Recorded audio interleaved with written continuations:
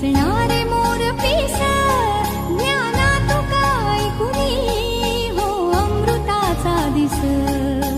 केशराचे दिवे इथे होते औक्षण